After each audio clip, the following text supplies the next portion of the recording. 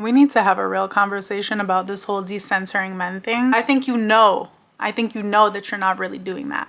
Like, you doing this whole cute little play hard to get thing, but meanwhile you're like scribbling his name in your notebook and checking his story off of a fake account. That is not decentering him, and you know that. Like, you going on this solo date just to post it on Instagram to show the guy that you like that you've decentered him is literally the opposite of decentering him. I'm not here to judge you. I have been there, but I want to talk you through how I transitioned out of that fake little manipulative game that I was playing to a place where I was actually centering myself and therefore decentering anyone, including men who were not me, so that I could finally attract healthy love into my life. I want you to approach this whole decentering men phase through a neutral lens. If you are trying to decenter men through a lens of hating men and thinking they're all trash, I just want you to know you're never gonna decenter them, because everything that you do will be a reaction to this negative emotion that you have. And yes, it is an everyday process, so it might be for you too. Instead of approaching your decentering men phase through this process of, my ex hurt me, so F them, I'm gonna do this for me now. Or even like, oh my God, I can't wait to meet my husband, but I've heard on TikTok that I need to decenter men before I can meet my husband, so I'm just gonna decenter them through this lens of, I'm excited to attract my future husband. Either of those two emotions are so charged that everything that you do from there on out will not be from a place of decentering men. In fact, it will literally be from a place where you're centering them, just in a more manipulative or strategic way. If that's what you want to do, do it. I'm not telling you not to do it, but you clicked on this video because I'm assuming you actually want to know how to decenter men. And in order to decenter men, it needs to be about you. It can't be a reaction. It can't be this feeling of, can't stand this, don't want this, or oh my God, I'm so excited for this and I need this. Like, those things can be true, but that can't be what this journey is about. This journey needs to be about centering yourself. The number one way that I was able to do this is by taking intentional time alone. Honestly, like, I feel like that solves 99.9% of life's problems, but that's just my opinion. When I started carving out intentional time to be with myself, to be in my own space, to plan out my own day, to take myself on actual solo dates, not just the ones that you're posting on Snapchat so he could look at your story, okay? Actual solo dates, actual walks, actual gym dates that you're going on with the sole purpose of being alone with your thoughts. That is the number one way to get to a place where things stop being about anyone but you. Your energy becomes so clear. You become so in tune with that voice in your head and what she wants and how she wants to feel, that everything around you just needs to fall in line with that. I knew that I actually was decentering men when I started really valuing my time with myself more than 99.9% of people, not just men. I stopped really wanting to go out and see and be seen because I actually really liked my energy. I didn't feel like I needed more to add to that energy. I felt like it was so much more than good enough on its own. You might not want to hear this, but at the core of centering not just men, but anybody other than yourself, is this premise and belief system that you are not good enough on your own. The only way to really cure that is to prove otherwise. And it's going to be uncomfortable at the beginning. The first couple of weekends where you decide to be alone for one of those days instead of go out with your friends, you might have FOMO. You might feel weird. You might feel uncomfortable. You might feel like your space alone is not good enough. That's just you learning how to be with yourself. When you start to do it enough times, maybe just once a week, start off with once a week, you will start to crave certain things that only you can give yourself. And when you get to a place where you crave yourself and your space more than other people, that is how you will know that you have successfully decentered everybody, especially men. So I posted this blog the other day, and it was me just documenting what a weekend in my life looks like as a married woman when her husband is not home, because I miss that time. Like, I am so happy in my relationship, yet I still crave the relationship between me and myself when no one else is in my space. And on that weekend, my husband happened to be out of town for work. So I kind of wanted to take you all on this journey with me of showing you how I still tap back into that space. How I am someone who, even in a healthy, happy relationship, still has not centered my husband in that.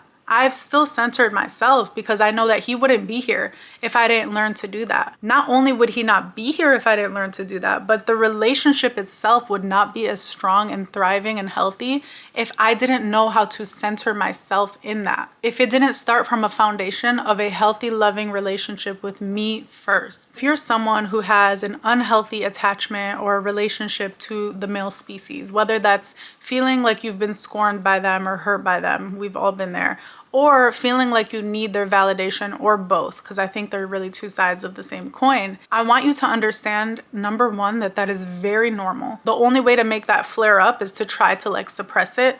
Don't try to suppress it. Acknowledge that it is there, but understand that it is kind of an emotional addiction that you have, whether it's to resenting and hating or to being overly obsessed with their validation. That is an emotional addiction.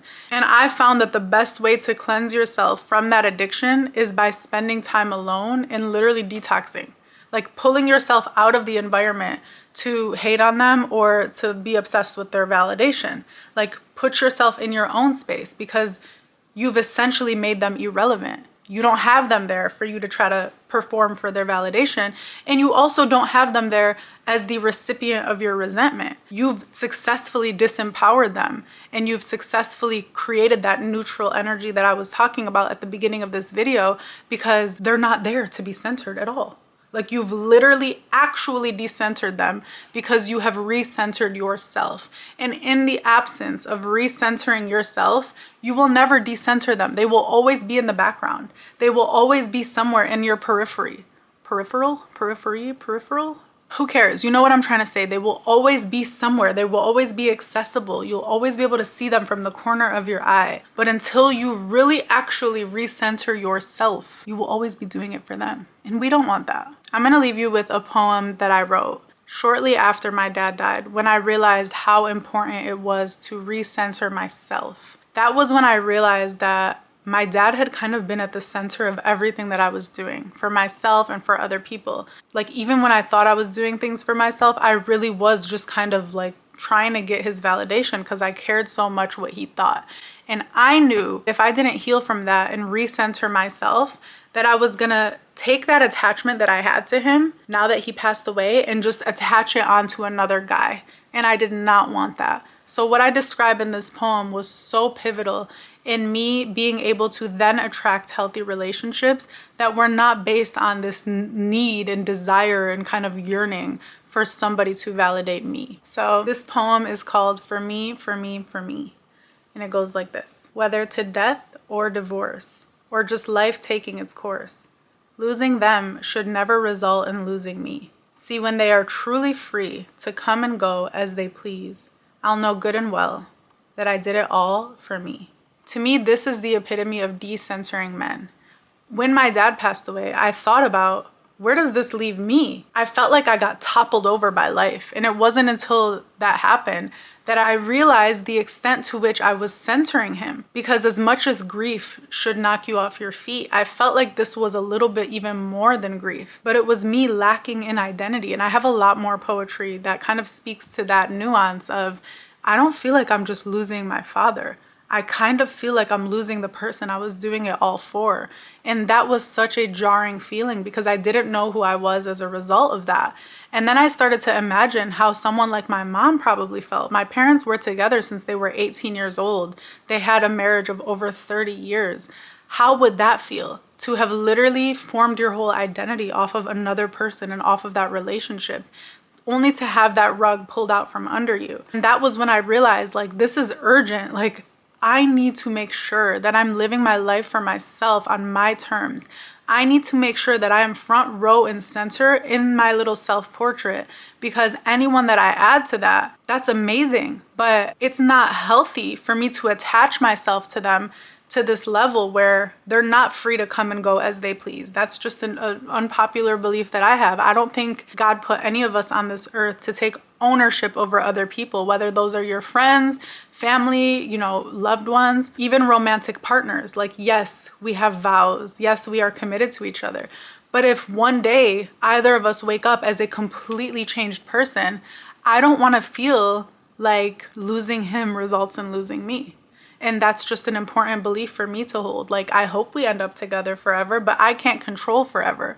So the only thing that I'm confident enough to control is how I react to things. And that's not something you can say when you're censoring anyone but yourself. When your life and your story becomes dependent on someone else's existence in that. I don't want that for you. I want you to feel like you can stand on 2 feet proudly and embrace whoever you're welcoming in and enjoy them and be present with them, but not that you're holding on to them for dear life. That is not a healthy relationship. And I would even argue the person that loves you shouldn't even want that for you. They should want you to be happy with or without them. Understand that the man that you're hoping to attract one day into your life wants you to do it for you. They don't want to be centered. They want you to be centered. They should want you to be centered. A good man should want you to be centered.